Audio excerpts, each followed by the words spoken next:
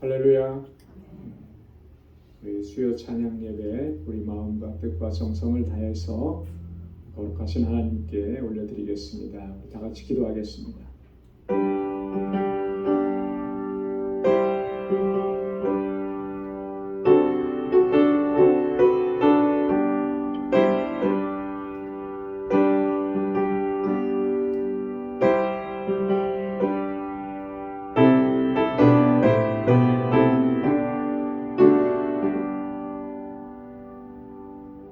하나님은 나의 산성이시니 저의 힘을 인하여 내가 주를 바라니이다. 나의 하나님이 그 인자하심으로 나를 영접하시며 내 원수의 보응받는 것을 나로 목독해 하시리이다. 나는 주의 힘을 노래하며 아침에 주의 인자하심을 높이 부르오리니 주는 나의 산성이시며 나의 환난 날의 피난처이심이니이다. 나의 힘이시여 내가 주께 찬송하오리니 하나님은 나의 산성이시며 나를 긍휼히 여기시는 하나님이심이니이다. 아멘. 자비하시고 은혜가 풍성하신 아버지 하나님, 지난 성일후 3일 동안도 저희들의 삶을 불꽃 같은 눈동자로 살피시고 주님의 그 거룩하신 능력의 손으로 붙들어 주셔서 하나님 승리의 삶을 살게 하시다가 오늘 이 저녁 다시금 주님의 보좌 앞으로 불러주시며 이렇게 하나님을 경배하고 찬양하고 예배케 하시니 감사합니다. 오늘도 이 시간 우리 마음을 다하고 힘을 다하여 오직 여호와 하나님 주님만을 경배하고 찬양하고 예배케 하여 주옵소서. 우리 안에 모든 더럽고 추하고 악한 것들을 이제 주님의 십자가 앞에 내려놓사오니 우리 주님의 보혈로 깨끗하게 씻어주시고 정결하게 하여 주옵소서. 우리의 예배를 받아 주옵시고 주님의 예비하신 주님 은혜와 평강으로 덧입혀 주옵소서. 예수님의 이름으로 기도드리옵나이다. 아멘. 전능하사 천지를 만드신 하나님 아버지를 내가 믿사오며 그 외아들 우리 주 예수 그리스도를 믿사오니 이는 성령으로 잉태하사 동정녀 마리아에게 나시고 본디오 빌라도에게 고난을 받으사 십자가에 못 박혀 죽으시고 장사한 지 사흘 만에 죽은 자 가운데서 다시 살아나시며 하늘에 오르사 전능하신 하나님 우편에 앉아 계시다가 저리로서 산 자와 죽은 자를 심판하러 오시리라. 성령을 믿사오며 거룩한 공예와 성도가 서로 교통하는 것과 죄를 사하여 주시는 것과 몸이 다시 사는 것과 영원히 사는 것을 믿사옵나이다. 아멘. 찬양으로 하나님께 영광 돌리겠습니다. 놀랍다 주님의 큰 은혜.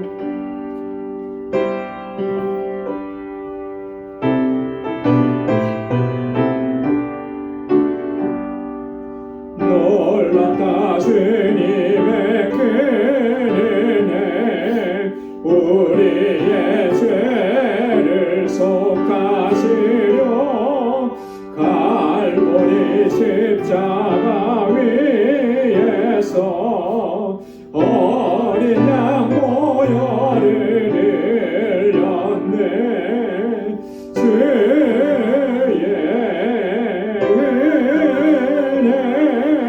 우리의 죄를 다 씻었네. 주의 은혜 우리의 죄를 다 씻었네. 죄악은 성난 파도 같이 우리 영혼을 위협하나 헤아릴 수 없는 주의 십자가에서 나타났네. 주의 은혜 우리의 죄를 다 씻었네. 주의 은혜 우리의 죄를 다 씻었네. 죄악에 물든 영혼들을 주께서 피로 씻으시네. 지금도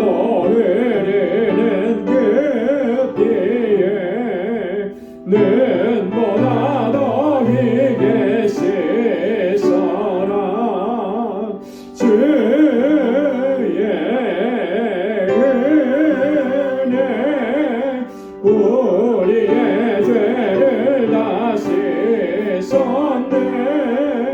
주의 은혜 우리의 죄를 다 씻었네. 이해할 수 없는 그 은혜를 믿는 자에게 거저주네.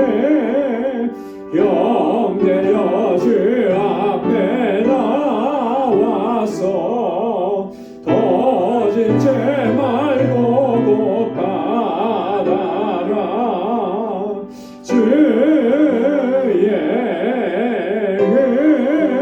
은혜 우리의 죄를 다 씻었네. 주의 은혜 우리의 죄를 다 씻었네. 주의 은혜 주의 은혜 우리의 죄를 다 씻었네. 주의 은혜 우리의 죄를 다 씻었네. 내 영혼이 은총 입어 중한 죄심 벗고 보니 슬픔 많은 이 세상도 천국으로 가도다. 할렐루야 찬양하세. 내 모든 죄 사함받고 주 예수와 동행하니 그 어디나 하늘나라. 주의 얼굴 뵙기 전에 멀리 뵈던 하늘나라. 내 마음속에 이루어지니 날로 날로 가깝도다.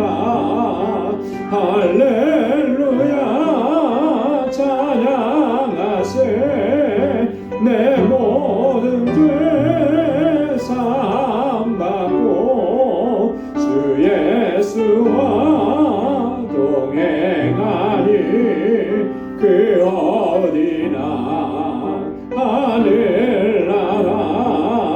높은 산이 거친 들이 조막이나 궁궐이나 내 주 예수 모신 곳이 그 어디나 하늘나라. 할렐루야 찬양하세. 내 모든 죄 사함받고 주 예수와 동행하니 그 어디나 하늘나라. 3절이요. 높은 산이 거친 들이 조막이나 궁궐이나 내 주 예수 모신 곳이 그 어디나 하늘나라. 할렐루야 찬양하세. 내 모든 죄 사함받고 주 예수와 동행하니 그 어디나 하늘나라. 아멘. 주 하나님 독생자 예수 힘차게 박수하면서 찬양하겠습니다.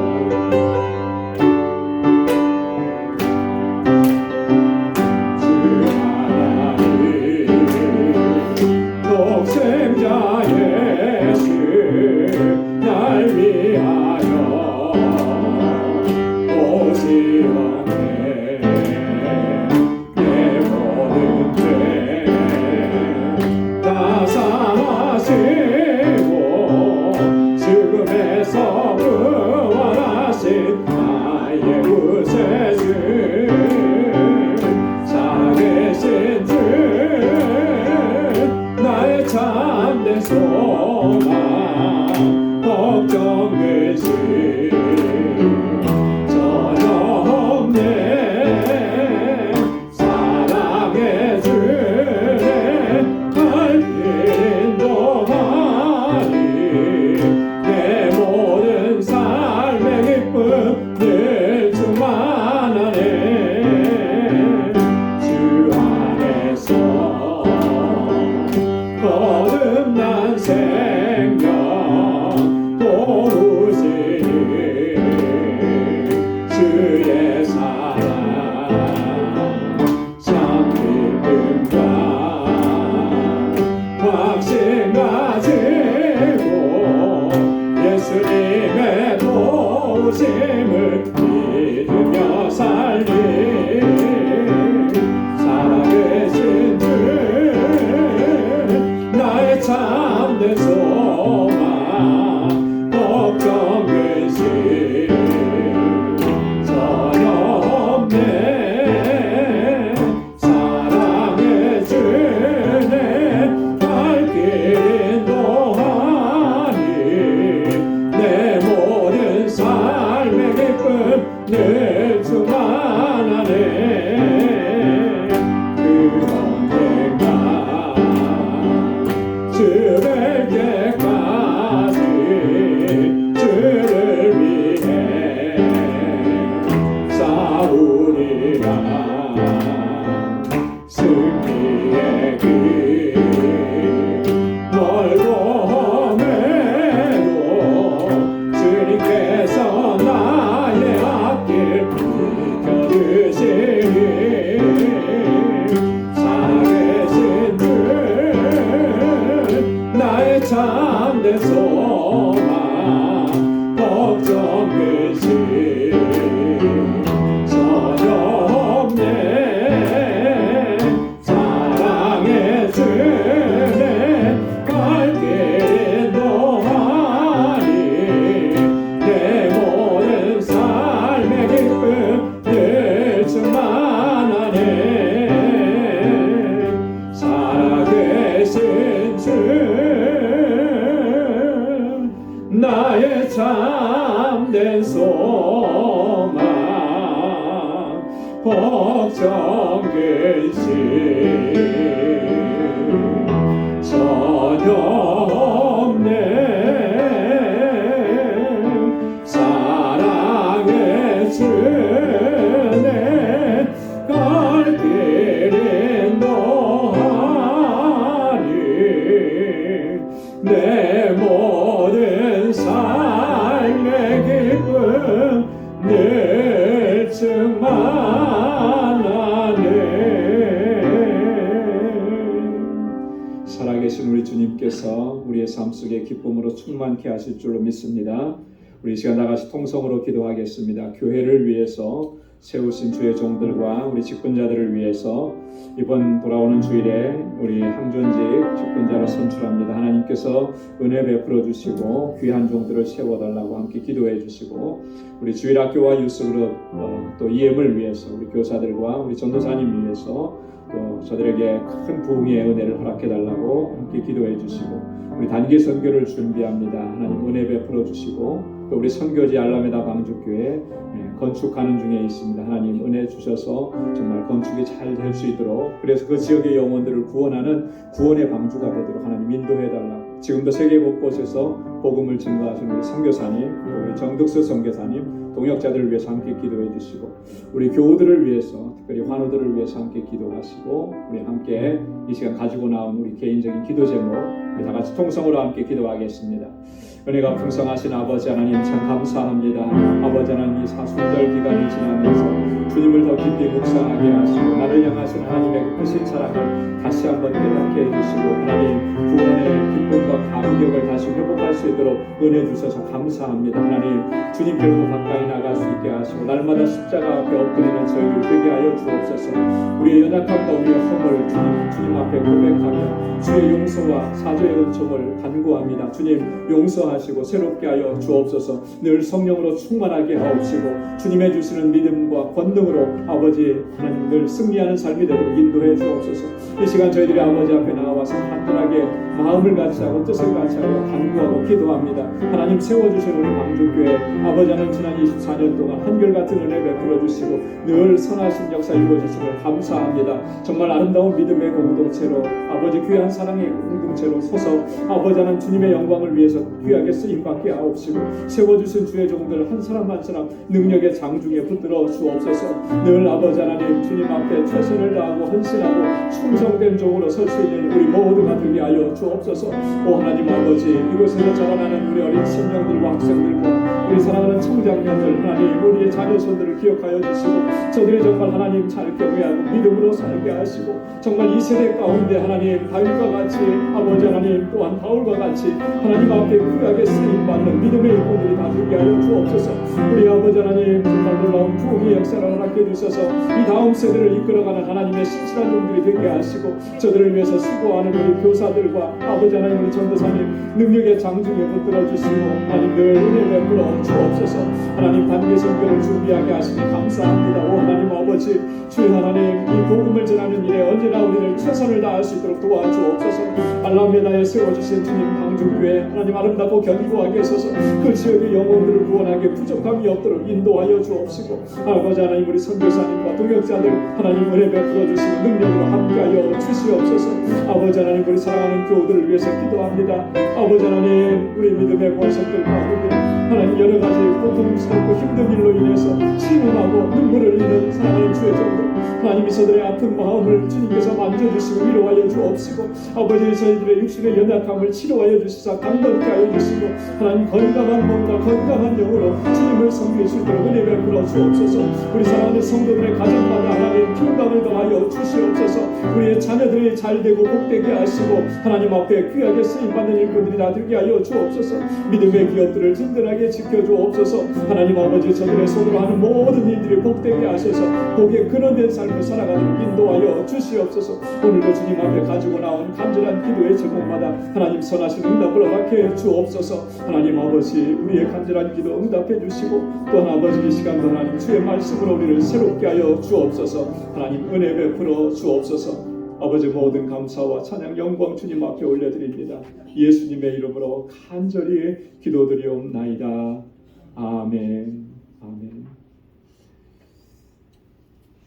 할렐루야. 선하신 응답 허락해 주실 줄로 믿습니다. 오늘 함께 묵상할 하나님 말씀은 고린도 전서 제15장 12절에서 28절까지 말씀입니다. 고린도전서 15장 12절에서 28절까지 말씀 한 절씩 교독하도록 하겠습니다. 그리스도께서 죽은 자 가운데서 다시 살아나셨다 전파되었거늘 너희 중에서 어떤 이들은 어찌하여 죽은 자 가운데서 부활이 없다 하느냐.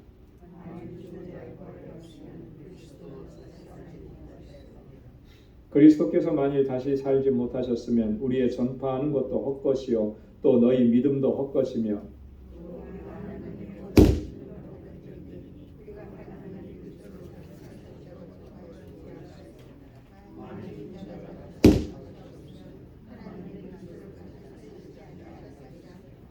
만일 죽은 자가 다시 사는 것이 없으면 그리스도도 다시 사신 것이 없었을 터이요.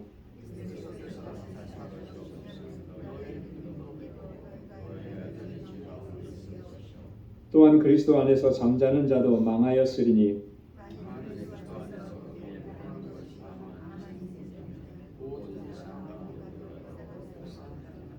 그러나 이제 그리스도께서 죽은 자 가운데서 다시 살아 잠자는 자들의 첫 열매가 되셨도다.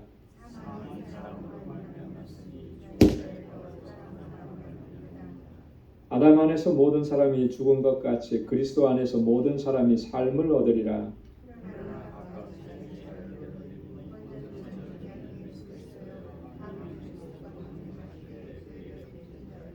그 후에는 나중이니 저가 모든 정사와 모든 권세와 능력을 멸하시고 나라를 아버지 하나님께 바칠 때라.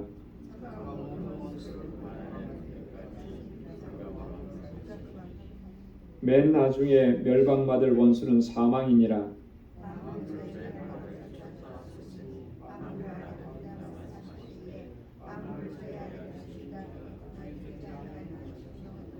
다 함께요. 만물을 저에게 복종하게 하신 때에는 아들 자신도 그때 만물을 자기에게 복종케 하신 이에게 복종케 되리니 이는 하나님이 만유의 주로서 만유 안에 계시려 하심이라. 아멘. 고난 주간과 또 부활주의를 앞두고 우리가 고린도전서 15장 부활장을 함께 묵상할 수 있는 것도 굉장히 큰 특별한 은혜다라는 그런 생각이 듭니다. 우리가 평상시에는 이 부활에 대한 생각을 참 많이들 잘 안 하죠. 이제 부활 신앙과 부활에 대한 생각을 많이 하는 것은 이제 이 사순절을 지나서 부활절을 맞이하면서 이제 많이 생각을 하게 되는데, 여러분이 부활 신앙을 갖는다라고 하는 거 이건 너무나 중요한 일입니다. 우리 그리스도인의 신앙에 있어서 정말 우리가 소홀히 해서는 안 되는 그런 중요한 신앙의 요소인 거죠. 그래서 예수 그리스도의 죽으심과 예수 그리스도의 부활이라고 하는 것은 우리의 믿음, 우리의 신앙, 그것의 전부라고 해도 과언이 아니다라고 하는 거예요. 그래서 오늘 본문에서도 보면 바울이 뭘 많이 강조하는 것 같습니까? 우리 한번 쫙 읽었는데 부활 강조하죠. 근데 부활인데 어떤 식으로 표현을 많이 해요? 주님께서 다시 사시지 않았으면, 그죠? 부활이 없다면, 우리가 다시 사는 것이 아니라면 결론적으로 뭐라고 얘기하는 겁니까? 다 헛것이라는 거예요. 그러니까 부활 신앙을 우리가 제대로 정립하지 않으면 우리의 믿음은 헛것이 되어버리고 마는 거예요. 그만큼 이 부활의 신앙을 견고하게 분명하게 갖는 거, 이게 너무나 중요하다라고 하는 것을 오늘 이야기합니다. 오늘 12절부터 28절까지 말씀을 읽었는데 크게 두 부분으로 나눠볼 수가 있습니다. 12절부터 19절까지는 만일 죽은 자의 부활이 없다면, 이렇게 가정을 해본다는 거죠. 만일 죽은 자의 부활이 없다면 우리에게는 어떤 일들이 일어나게 되겠느냐, 어떤 끔찍한 일들이 발생하게 되겠느냐. 이제 바울이 그걸 얘기하는 거예요. 바울이 이렇게까지 얘기하는 것은 왜 그렇겠습니까? 지금 고린도 교회 성도 안에는 부활을 믿지 못하는, 부활을 부정하는 이런 사람들이 있었기 때문에 이제 그렇게 된 거예요. 자, 그리고 20절부터 28절까지는 예수 그리스도는 모든 잠자는 자들의 첫 열매가 되신다. 부활의 첫 열매가 되신다라고. 이따가도 잠깐 얘기하겠지만 첫 열매라고 하는 것이 가지는 의미는 뭐가 있겠습니까? 첫 열매. 첫 열매가 열렸습니다. 그러면 여러분 뭘 기대하시죠? 이제 이 나무는 열매를 맺는다라고 하는 것을 우리는 자연적으로 기대해요. 그게 자연의 이치니까. 마찬가지라는 거죠. 그리스도께서 부활하셨다라고 하는 그것은 뭘 증명해주고 뭘 보증해주느냐면 우리의 부활을 보증해준다라고 하는 거예요. 그래서 우리가 그리스도인들이 부활하게 된다라고 하는 그것은 다 무엇에 근거하느냐면 예수 그리스도의 부활에 근거한다라고 하는 거예요. 이것을 이제 후반부에서는 집중적으로 얘기합니다. 만일 죽은 자의 부활이 없다면 12절에 보니까 죽은 자의 부활을 부정하는 어떤 사람들이 있었다 이렇게 얘기하죠. 그리스도께서 죽은 자 가운데서 다시 살아나셨다 전파되었거늘 너희 중에서 어떤 이들은 어찌하여 죽은 자 가운데 부활이 없다 하느냐. 너희 가운데 어떤 이들은 그렇습니다. 고린도 교회 성도들이 다 그런 게 아니고 그 중에 일부 어떤 사람들이 부활이 없다. 예수님의 부활도 믿기 어렵고 우리가 죽었다가 다시 산다는 그것도 믿기 어렵다. 이렇게 이야기하는 사람들이 있었다라고 하는 거죠. 그 사람들은 대체적으로 어떤 사람이었을까? 학자들은 이야기하기를 아마도 헬라 문화의 영향을 많이 받았던 그런 이방인 신자들이었을 것이다. 헬라 문화는 이 부활이라는 것 자체를 인정을 하지 않으니까 그 속에 있었던 사람들은 이 부활한다라고 하는 개념이 전혀 낯선 개념이고 낯설고 생소한 거예요. 그러니까 그게 믿을 수가 없었다라고 하는 거죠. 여러분 신앙생활 하면서 우리가 지금까지 믿음 생활 해오면서 여러분 하나님의 말씀과 성경의 진리들이 다 믿어지면 좋겠는데 어떤 부분은 참 믿어지지 않는 부분들이 있죠. 있습니까? 네, 있어요. 분명히 있을 거예요. 자, 근데 그게 뭔 것 같아요? 보편적으로 보면 이 부활에 관한 것이 참 이건 참 납득이 안 간다, 믿어지지 않는다 이렇게 얘기하는 사람들이 가끔씩 있어요. 왜 그렇습니까? 왜 그러냐면 우리가 살아가는 동안에 죽었다가 다시 살아나는 사람들을 본 적이 없기 때문에. 그렇죠? 뭐 얘기는 좀 들었어요. 어떤 사람은 뭐 죽었다 살았다 나는 천국에 갔다 왔다 뭐 이렇게 얘기하는 사람도 있는데 뭐 그것도 그냥 한 달이 걸러서 들었지 직접 보지는 못했단 말이죠.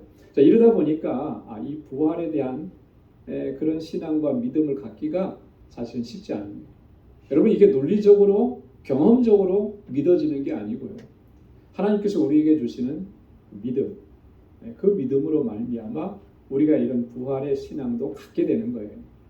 그래서 내게 주신 이 믿음이 정말 하나님께서 주신 믿음이라면 이 부활의 신앙이 부활에 관한 믿음이 비록 논리적으로는 설명할 수 없는 그런 부분이어도 우리가 믿음으로 고백할 수 있게 되는 줄로 믿습니다. 오늘 바울이 이렇게 얘기하면서 그 전반부에 뭐라고 얘기하냐면 그리스도께서 죽은 자 가운데서 다시 살아나셨다 전파되었거늘 그렇게 얘기해요. 복음을 전하는 사람들이 예수 그리스도께서 말씀하신 것을 증거했을 뿐만 아니라 그리스도께서 다시 살아나셨다라고 하는 사실도 함께 증거한 거예요. 그래서 우리가 지난주에 말씀을 같이 나눴죠. 고린도전서 15장 4절에서 7절까지 부활하신 주님께서 만나 주셨던 사람들을 바울이 지금 쭉 열거했습니다. 제일 먼저 언급된 사람이 누구였어요? 게바였죠. 게바, 그죠? 베드로.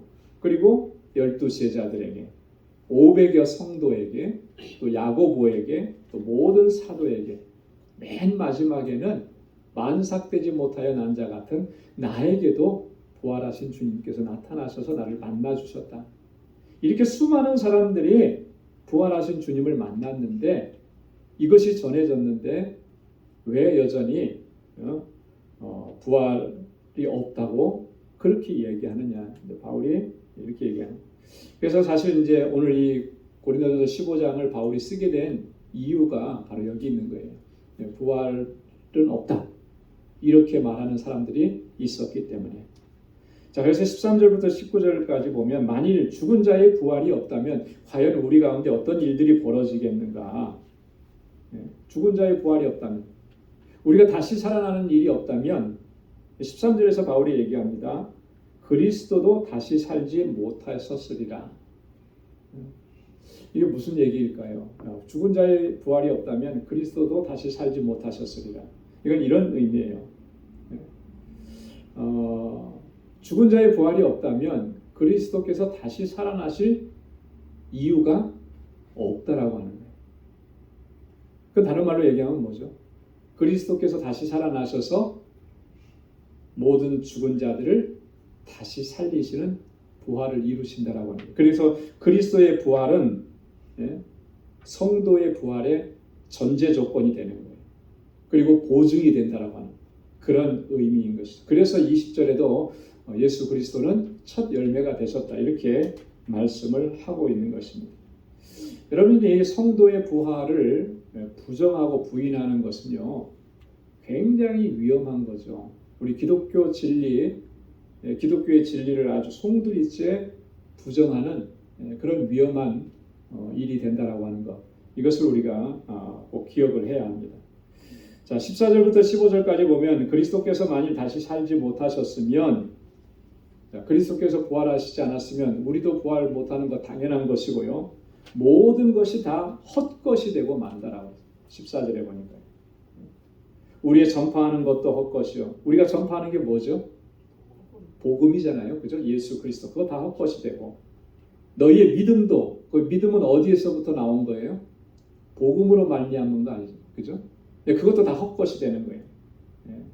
여기서 말하는 헛것이라고 하는 말, 헬라어로는 캐논이라고 한다고 그러는데요. 빈 껍데기라는 거예요. 빈 껍데기. 알맹이가 없고 껍데기만 있는 거. 그거 아무 쓸데없는 거잖아요. 그죠? 쓰레기죠, 그거는. 그렇게 돼버리고 만다라고 하는 거예요.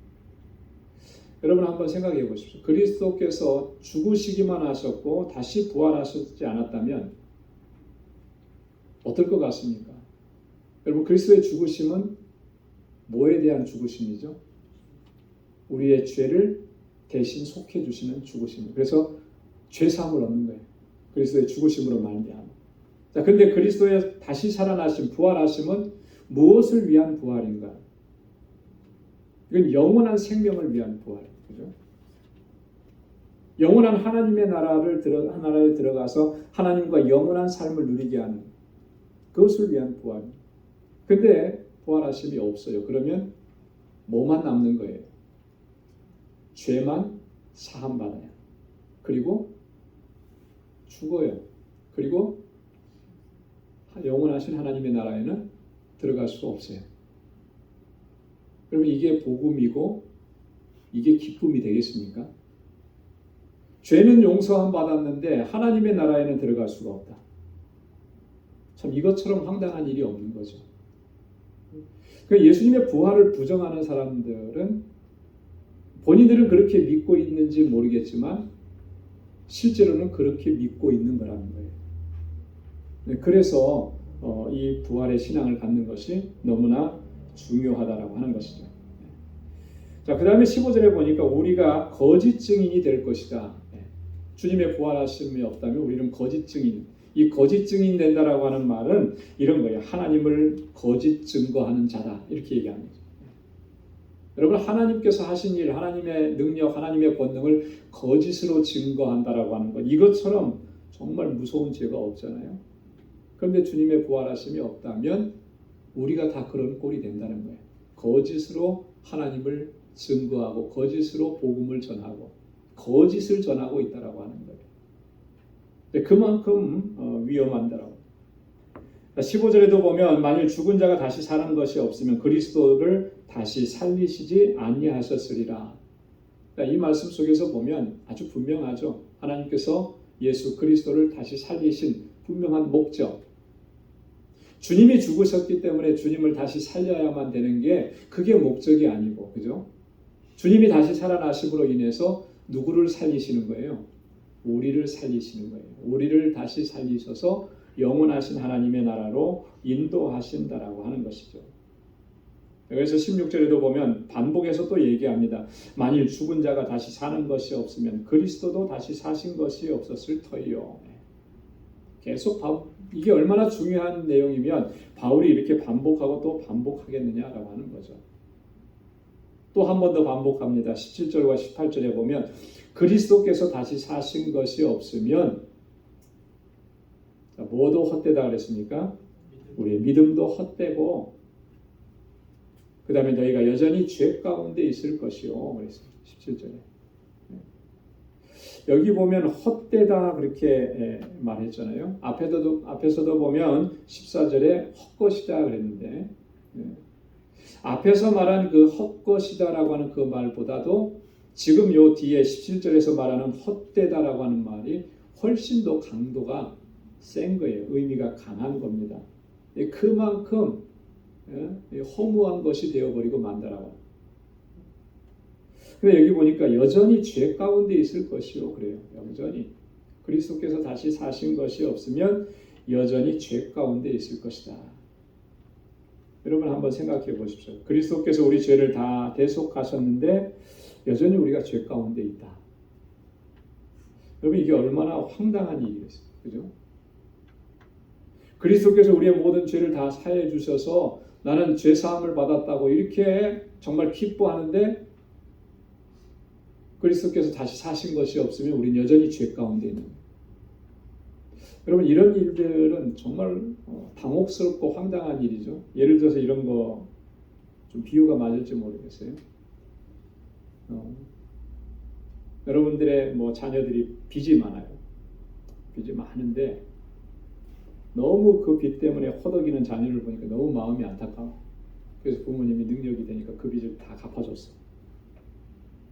그러면 이제 부모님도 마음이 한결 가벼워지겠죠. 자, 그런데 한 일주일 지나니까 그 빚이 여전히 있는 거예요. 그럼 얼마나 당혹스럽겠습니까? 다 갚아줬다고 생각을 했는데 여전히 그 빚이 남아있는 거예요. 그래서 여전히 그 빚에 허덕이고 있는 거죠. 이런 모습하고 좀 비유가 되는지 모르겠어요. 내 죄가 다 사했음을 받았는데 또 내가 여전히 죄 가운데 있다면 이게 정말 있을 수 있는 일이겠느냐, 그런 거예요. 죄사함이 아무런 가치를 가지지 못하게 된다.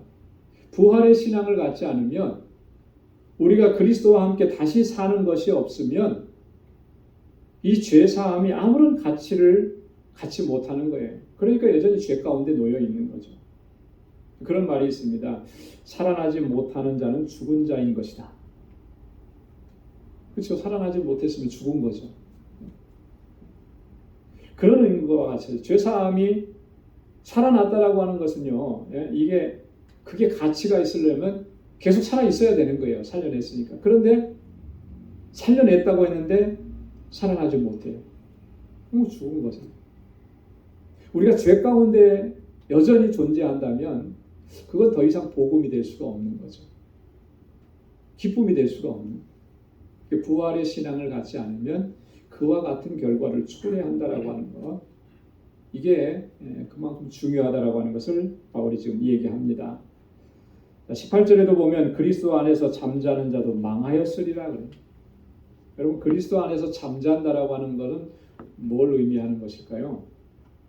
우리가 그리스도 안에서 잠잔다.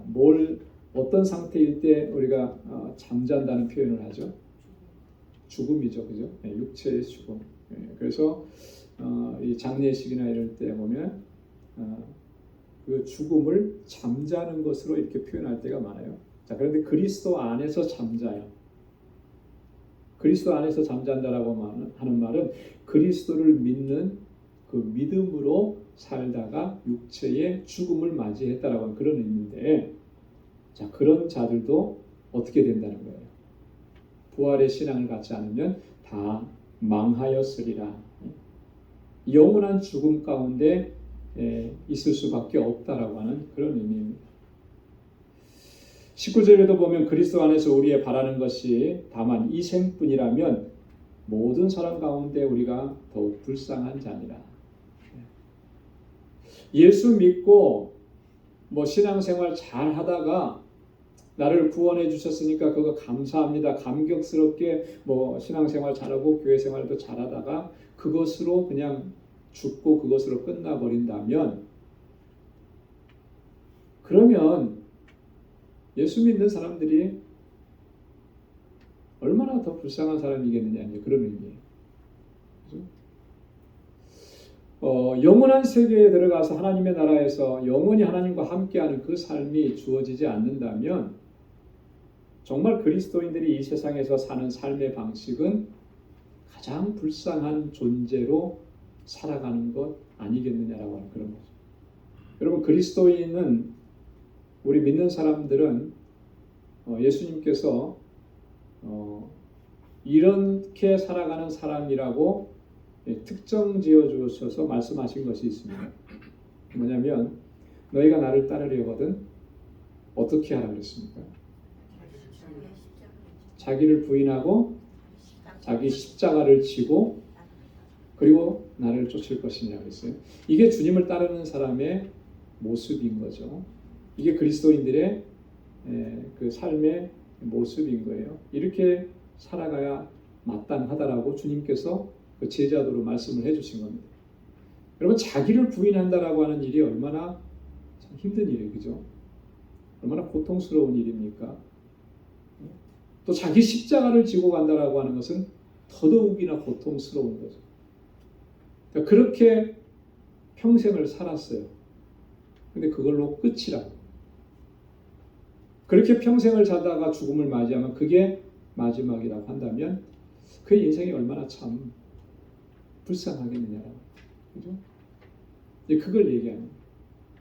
그게 불쌍하지 않은 이유는, 그죠?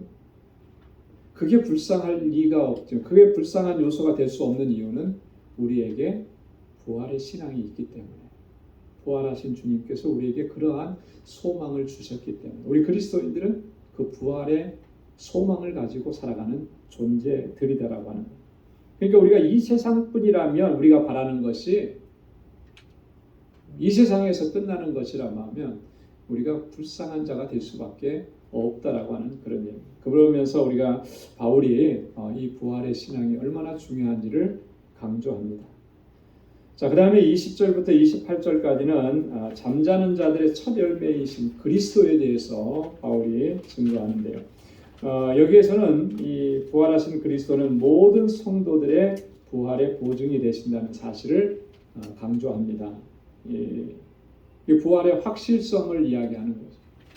주님이 부활하셨기 때문에 우리 모든 성도들도 다 부활하게 됩니다. 물론 여러분 우리가 한 가지 여기서 기억해야 될 것은요. 믿는 자들만 부활하는 것은 아니에요. 그게 무슨 얘기입니까? 믿지 않는 자들도 부활합니다. 요한복음 5장에 보면 믿는 자의 부활과 믿지 않는 자의 부활을 구분해서 비교해서 설명을 해줘요. 그럼 다 같이 부활하는 거 그런데요. 근데 이 부활은 우리가 영, 육, 혼으로 창조된 존재이기 때문에, 영적으로 창조된 존재이기 때문에 소멸되지 않는 거예요. 소멸되지 않는. 예수를 믿었던, 예수를 믿지 않았던 그 영혼은 소멸될 수가 없는 거죠. 육체가 소멸이 되죠. 이 땅에서 살기에 적합한 몸으로 태어난 이 육신은 다 무엇으로 돌아갑니까? 흙으로 돌아갑니다. 영은 소멸되지 않습니다. 주님께서 이 땅에 다시 세상을 심판하시기 위해서 오실 때 다 부활하게 되어 있습니다. 그때는 우리의 지금에 있는 육체와는 다른 부활체로, 부활의 몸으로, 예수님께서 부활하셨을 때 그 상태, 그 몸으로 우리가 다시 살게 되는 거예요. 근데 이 부활은 두 종류의 부활이 있다. 생명의 부활, 또 사망의 부활. 우리 그리스도인들은 생명의 부활로 나아가. 여러분, 생명의 부활로 나아가는 사람들의 마지막 종착역은 어디겠습니까? 천국이죠. 우리 주님과 영원토록 영광스럽게 살아가는 아버지 하나님께서 계신 그곳이. 그러나 사망의 부활로 나아가는 사람들은 어떻게 되는 거겠어요? 영원한 형벌 가운데로 떨어져요. 그 영원이라고 하는 말이 우리가 영적인 존재이기 때문에 영원이라는 것이 해당이 되는데요. 여러분, 이걸 우리가 감히 상상할 수가 없어요. 사실 이 땅에서 영원하다라고 하는 그 말을 어디서 이렇게 찾아볼 수가 없기 때문에. 근데 그냥 우리가 단순하게 생각하면 끝이 없다라고 하는 얘기잖아요. 끝이 없다. 여러분 한번 생각해 보십시오. 끝없이 하나님과 평강을 누리는, 기쁨을 누리는 그 삶, 그것은 너무나 행복한데, 반대로 끝없이 지옥의 형벌을 받는 그 삶이라고 하는 것은 상상조차 하기 힘든 거잖아요. 그렇게 이제 갈라지는 거예요. 부활은 두 종류의 부활이 있는 것입니다. 여기서 말하는 이 부활에 대한 것은 우리 바로 예수 그리스도, 우리 주님을 믿고 영접한 우리 그리스도인들의 부활에 대해서만 지금 바울이 쭉 이제 이야기하는 거예요. 20절에 보면 그러나 이제 그리스도께서 죽은 자 가운데서 다시 살아 잠자는 자들의 첫 열매가 되셨도다 그랬습니다. 모든 잠자는 자들의 첫 열매. 이 첫 열매라고 하는 것은 부활의 열매를 얘기하는 거죠. 주님께서 다시 부활하셨던 것처럼 모든 사람들이 다 잠자는 자들, 죽은 자들을 얘기합니다. 다시 부활하게 될 것이다. 아까도 말씀드렸던 것처럼 첫 열매라고 하는 것, 그 다음에 열매가 있다라고 하는 것을 보증을 해주는 것이죠. 자, 21절과 22절에 보면 그 주님께서 첫 열매가 되셔서 우리에게 부활을 허락해 주신 것이 어떤 원리에 의해서 그것이 우리에게 이루어졌는지를 바울이 대표와 연합의 원리라고 하는 이런 원리를 통해서 우리에게 좀 설명을 합니다. 그게 뭐냐면 21절과 22절에 있는 말씀인데요. 같이 한번 읽어보겠습니다. 사망이 사람으로 말미암았으니 죽은 자의 부활도 사람으로 말미암는도다. 아담 안에서 모든 사람이 죽은 것 같이 그리스도 안에서 모든 사람이 삶을 얻으리라. 자, 사망이 사람으로 말미암았다. 여기서 그 사람은 누구를 가리키는 거예요? 사망이 사람으로 말미암았다. 여기서 사람은 누구죠? 아담이잖아요. 그죠? 아담이 하나님 앞에 범죄함으로 인해서 사망이 들어오게 됐죠. 죄로 말미암아 사망이 온 거예요. 그래서 로마서 6장 21절에 보면 죄의 삭은 뭐라 그랬습니까? 사망이라고 했어요. 근데 그 사망이 오게 한 장본인이 누구냐? 아담이라고 하는 거예요. 그죠? 그래서 사람으로 말미암았다. 근데 죽은 자의 부활도 사람으로 말미암는다. 여기서 말하는 사람은 누구예요? 예수 그리스도예요. 왜 예수 그리스도를 왜 사람으로 표현을 했을까? 여기서는 예수님의 인성적인 부분을 강조해서 설명합니다. 예수님께는 신성이 있고 예수님께는 인성이 있어요. 그죠? 예수님께 있는 그 인성은 십자가의 그 고통을 다 느끼신 거예요. 다 느끼신 거예요. 그 아픔과 고통과 그런 것들을 다 몸으로 다 느끼신 거예요. 우리가 뭐 조그만 거에 찔려도 아프면 고통스러워하는 거, 그런 고통을 십자가의 그 고통으로 다 몸으로 받으셨다라고 하는 거예요. 그게 이제 예수님의 인성이 있으시기 때문에 그런 거예요. 어떤 분들은 그렇게 얘기를 하더라고요. 예수님은 하나님의 아들이셨으니까 십자가에 달렸어도 아무런 고통도 못 느끼셨고 설사 고통을 느끼셨어도 그거 다 참으실 수 있었을 것이다.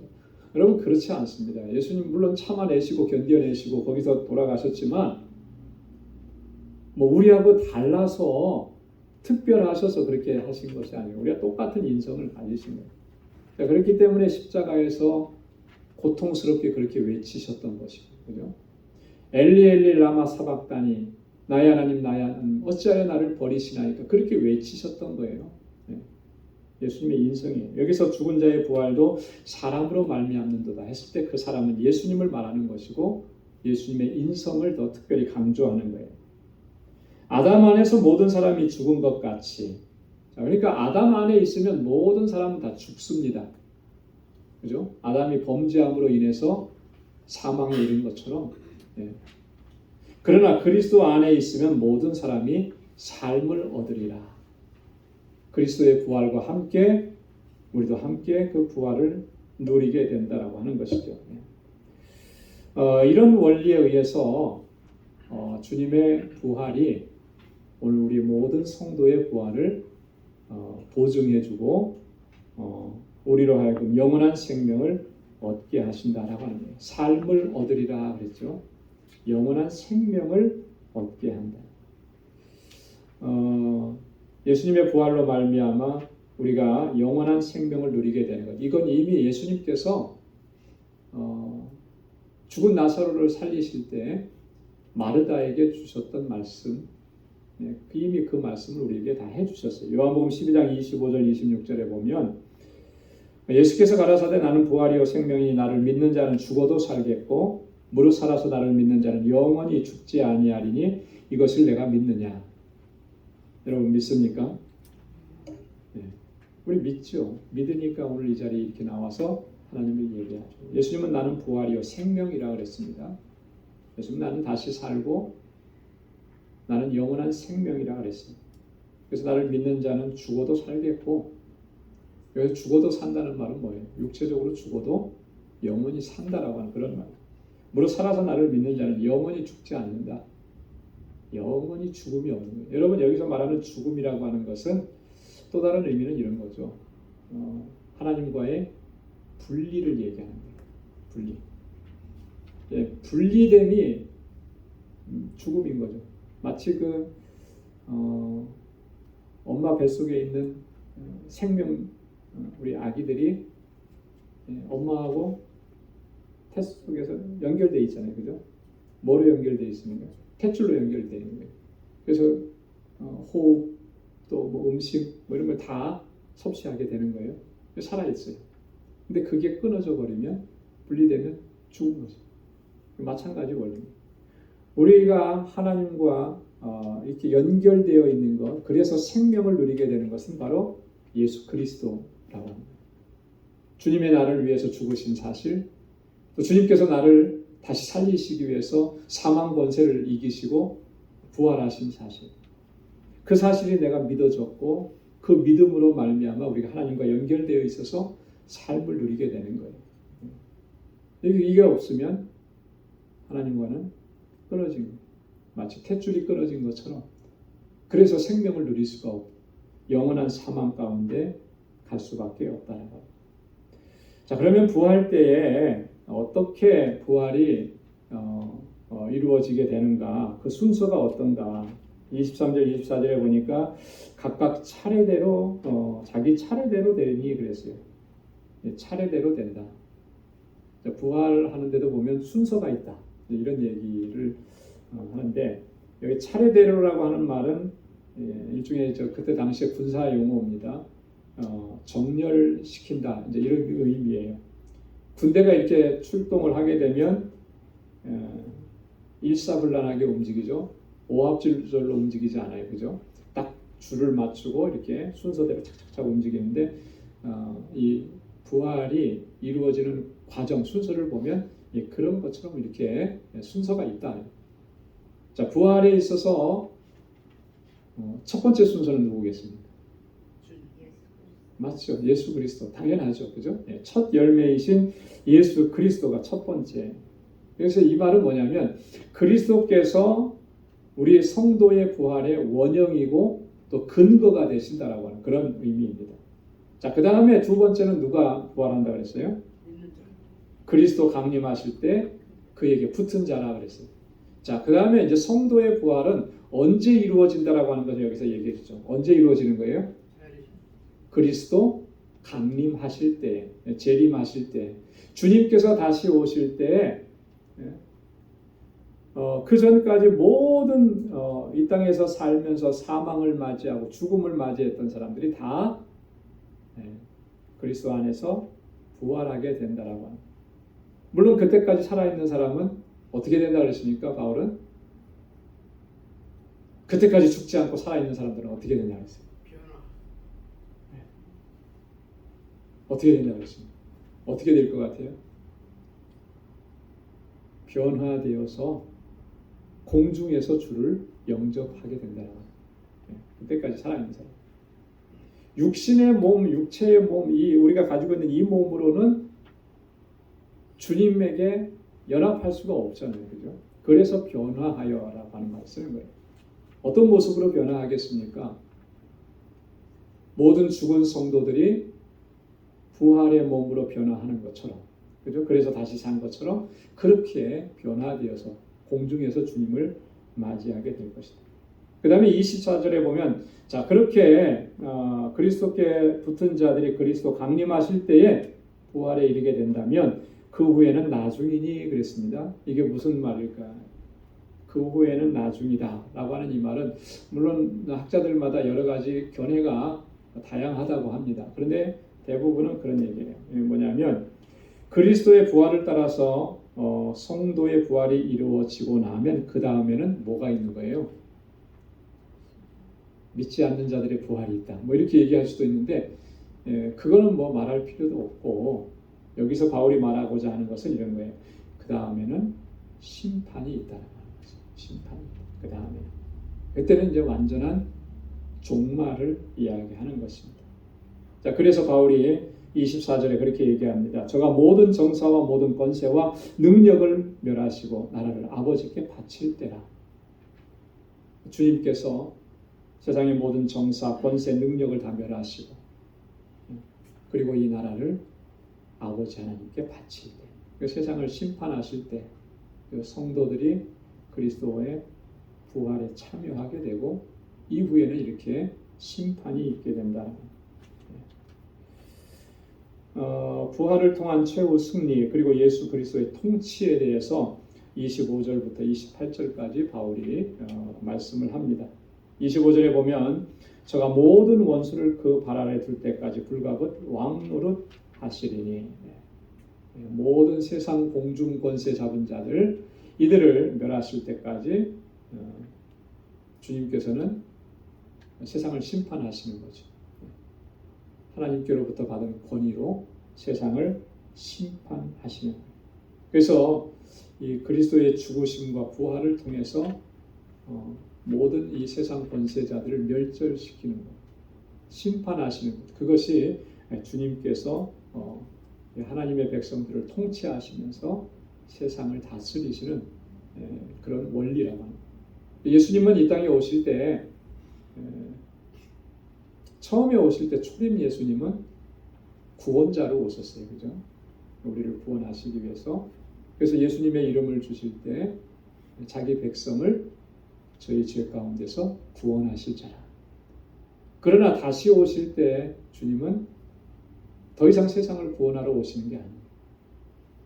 세상을 심판하시고 그 세상을 심판하실 때 분명하게 구별이 되는 거죠.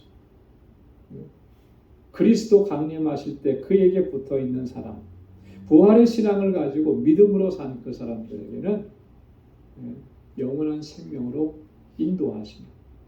그래서 믿지 않았던 사람들에게는 말 그대로 심판이고 그리고 영원한 파멸이고 멸망이라고 하는 얘기입니다. 자, 26절에 보면 맨 나중에 멸망받을 원수는 사망이라고 했습니다. 사망이 무엇으로 말미암아 들어왔다 그랬죠? 죄로 말미암아, 그죠? 죄의 삭은 사망이라. 그래서 이 마지막에 멸망받을 원수는 사망이라 하는데 죄를 주관하고 있었던 모든 그런 공중 권세 잡은 자들이 마지막 그 심판대 앞에 서게 될 것이다라고 하는 것입니다. 그래서 그리스도의 재림과 또 성도의 부활 이것이 있고 나서는 더 이상은 이제 죄의 권세가 성도를 해할 수도 없는 거예요. 죄의 권세는 더 이상 힘을 발휘할 수도 없는. 주님이 다시 오시기 전까지는 죄의 권세가 주장하고 주관하는 그런 역사를 이뤘습니다. 그러나 주님의 심판이 있고 주님이 다시 오시는 그때에는 더 이상 권세를 행할 수가 없는 거예요. 그래서 우리 좀 미리 당겨서 보면 고린도전서 15장 마지막 후반부에 54절에 보면 이랬습니다. 이 썩을 것이 썩지 아니함을 입고 이 죽을 것이 죽지 아니함을 입을 때에는 사망이 이김에 삼킨 바 되리라고 기록된 말씀이 응하리라. 여러분 썩을 것이 썩지 아니함을 입었다. 뭐죠? 썩을 건 뭐예요? 육체잖아요. 그죠? 이것이 썩지 않음을 입은 거예요. 부활의 몸으로 변화된 것을. 이때가 되면은 사망이 이김에 삼킨 바 된다. 사망이 삼킴을 당하는 거예요. 사망은 죄의 결과라고 그랬잖아요. 그죠? 누가 이기는 거예요? 이김에 삼킨 바 됐다는 거예요. 부활하신 예수 그리스도, 세상에 심판해 주러 오시는 예수 그리스도, 그 주님의 주시는 승리, 주님의 주시는 이김, 그것에 의해서 정복당하는 것이 삼킴이 된다라고 합니다. 근데 더 이상 권세가 없게 돼요. 그러면서 27절과 28절에 그리스도는 우리 가운데 하나님의 위임을 받아서 만물을 통치하십니다.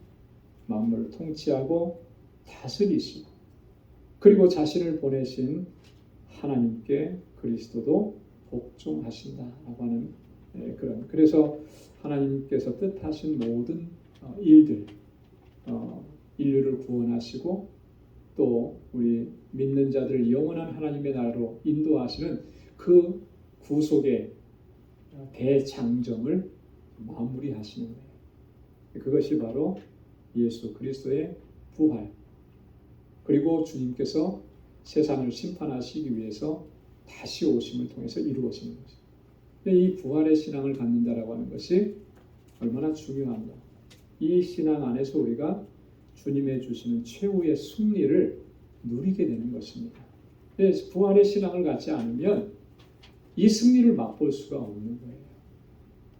부활의 신앙이 없으면 여전히 우리는 죄 가운데 있으면서 죄의 권세 아래서 모든 것을 잃어버리고 모든 것을 빼앗겨 버리게 된다. 여러분, 그래서 우리가 이 세상에 사는 동안에 어떠한 일을 겪고 무슨 일을 만나도 주님께서 우리에게 이루어 주신 이 놀라우신 역사, 사건, 은총을 늘 기억하면서 주님 다시 살아나셔서 우리로 하여금 영원한 하나님의 나라로 인도하시는 이런 은혜와 또 섭리와 역사들, 이것이 우리에게 주어졌음을 우리가 분명하게 믿고 확신하고 그렇게 담대하게 세상을 이기고 또 하나님께 영광 돌리며 나아갈 수 있는 우리 모두가 될 수 있기를 주님의 이름으로 축원합니다. 기도하겠습니다. 하나님 아버지, 감사합니다. 오늘도 하나님 저희들에게 귀한 말씀 주시고 또 하나님 주님 앞에서 또 새롭게 결단할 수 있는 은혜의 시간을 허락해 주셔서 감사합니다. 또 하나님 아버지, 우리를 죄와 사망 가운데서 구원하셔서 거룩한 하나님의 자녀가 되게 하시고 또한 주님께서 다시 살아나셔서 우리에게 영원한 하나님의 나라를 소망하게 하시고 부활의 신앙을 가지고 살아갈 수 있도록 우리 인도해 주시니 감사합니다. 하나님 아버지, 이 믿음 하나님 변치 않도록 도와주시고 소망의 주님을 바라보고 주님께 모든 걸 의탁하고 그렇게 믿음으로 살아갈 수 있는 우리 방주의 권속들이 다 되게 하여 주옵소서. 때로는 곤고하고 힘들고 고통스러운 일이 있을지라도 하나님 이것으로 인해서 낙심하지 않게 하시고 우리에게 영원한 소망이 되시는 주님만을 바라볼 수 있도록 은혜 베풀어 주옵소서.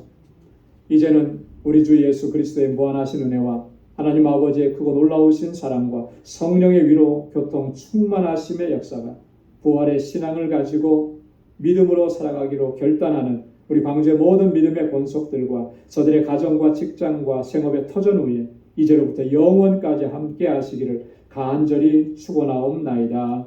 아멘.